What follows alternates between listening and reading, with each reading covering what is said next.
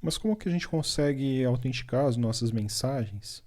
Então agora a gente vai estudar duas formas de fazer isso. Uma das formas é a cifração autenticada, no qual a gente compõe a nossa primitiva de cifração de bloco para operar de uma forma que ao mesmo tempo ela vai cifrar e autenticar a mensagem. E a gente também tem os autenticadores, que funcionam de forma standalone, né, separados. Bom, o primeiro modo de cifração autenticada que a gente vai mostrar aqui é o CCM. Ele é interessante porque ele é construído a partir de técnicas que a gente acabou de estudar, que são uma variação do CBC chamada CBC-MAC e o CTR. Mas os dois modos que a gente vai ver logo a seguir são mais indicados do que ele. Está mostrando só porque é parecido com o que a gente acabou de ver. Então, para a cifração, a gente usa o CTR, exatamente idêntico ao que a gente acabou de ver. E para a autenticação, a gente usa o CBC-MAC. Qual que é a diferença do CBC-MAC para o CBC? A diferença básica é que a gente descarta os blocos de criptograma, todos, mantém só o último bloco de criptograma. E daí a gente faz short dele com um dado aqui pseudo-aleatório derivado a partir da chave. No caso, ele utiliza o próprio CTR para derivar esse dado pseudo-aleatório, né? Seria o primeiro bloco que, em vez de usar para misturar a mensagem às claras, ele usa para alimentar o CBC-MAC. E esse bloco aqui resultante é utilizado como tag de autenticação. Então, isso é uma característica interessante de todos os algoritmos de cifração autenticada. Eles geram dados a mais do que os algoritmos que são puramente de cifração, se não tem como eles autenticarem. Tá? Então, isso é uma restrição que vem até da teoria da informação. Tá? Não tem como você conseguir autenticar uma mensagem sem acrescentar dados adicionais aí para permitir que você faça essa autenticação. Uma alternativa mais interessante ao CCM é o GCM. Tá? A implementação dele pode ser feita de forma mais eficiente, então ele geralmente é preferido, por exemplo, utilizado em implementações modernas de TLS. Como que ele funciona? Aqui a gente tem a cifração também pelo modo CTR e a autenticação usa um autenticador que a gente chama de ghash, que seria um pedaço aqui do GCM responsável pela autenticação. E como que ele opera? Ele começa com esse auth data 1 aqui, pode ser 0, mas pode ser também um resumo dos dados que a gente quer autenticar, mas a gente não quer cifrar. Quando que isso é útil? Bom, às vezes a gente está trabalhando com esses modos autenticados em protocolos de rede. Protocolos de rede geralmente têm cabeçalhos para permitir esse pacote chegar no destino dele, assim como as cartas têm um envelope com um remetente destinatário.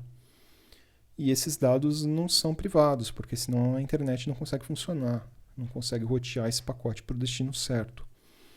No entanto, é importante garantir a autenticidade desses dados. Então, como que os protocolos geralmente fazem? Eles pegam esses dados e colocam aqui como entrada, como dados adicionais para serem autenticados, além dos dados que estão sendo cifrados. Aí como que funciona o algoritmo em si? Ele sempre vai pegando, fazendo essa operação multi-H, mistura com um shor com um bloco de criptograma, faz multi-H de novo, mistura com shor com um bloco de criptograma, faz multi-H de novo. No final, ele mistura com shor com esse dado aqui, esse operador aqui, que são dois pipes, o operador de concatenação, é colocar os bits à esquerda dele e logo em seguida os bits estão à direita, só concatenação. Tá? Então, ele concatena o tamanho dos dados adicionais, os dados que não foram cifrados, com o tamanho do criptograma. E isso aqui dá um bloquinho que ele faz XOR com esse resultado aqui. Faz multi-H de novo no final. E, por fim, ele faz XOR com esse bloquinho aqui pseudo-aleatório obtido com base na chave, de forma parecida com o que era feito lá no CCM. E, por fim, isso daqui dá o nosso código autenticador. Mas o que é esse multi-H? Bom, basicamente, ele é uma multiplicação no que a gente chama de corpo de Galois, que é um conjunto algébrico lá com umas propriedades interessantes. Quem tiver interesse em conhecer mais sobre essas propriedades, aqui tem uma indicação de um livro.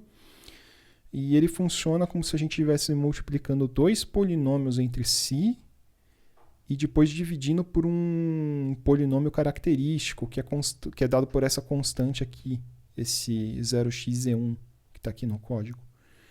Então é bastante diferente de uma multiplicação entre dois inteiros, é uma operação bem mais complicada de implementar, inclusive. Bom, e aí a gente vai para os autenticadores. Vou mostrar para vocês dois autenticadores. O primeiro é bastante parecido com o ghash, que seria aquela parte responsável pela autenticação do GCM. No entanto, em vez de usar aritmética no corpo de Galois, ele faz aritmética no conjunto dos inteiros, que é a aritmética comum que vocês conhecem. Multiplicação entre inteiros é uma multiplicação de verdade, aquele asterisco que vocês usam nas linguagens de programação que vocês conhecem. Só que ele sempre faz resto da divisão por esse número primo aqui, 2 elevado a 130 menos 5. Então é mais fácil de implementar o Poly 1305 e a implementação algumas pessoas defendem ele dizendo que a implementação dele é menos sujeita a erros. Ele é bastante usado também, tanto ele quanto o GCM são muito usados. Em particular, o TLS usa o GCM em conjunto com o AES e usa o Poly 1305 em conjunto com o Xaxa. Tem as duas opções de cifração autenticada no TLS. E por fim a gente tem o Hash-Based Message Authentication Code, HMAC, que é bastante tradicional. Vocês vão ver isso daí sendo usado em muito software mesmo. Isso aqui é bastante utilizado, bastante tradicional. E é construído a partir de duas chamadas dessa função H, usando uma chave, um pad, que é um preenchimento fixo definido no padrão, um externo e um interno, e a mensagem, tá? Lembrando que isso aqui é operador de concatenação. Mas quem que é essa função H? É isso que a gente vai ver logo a seguir.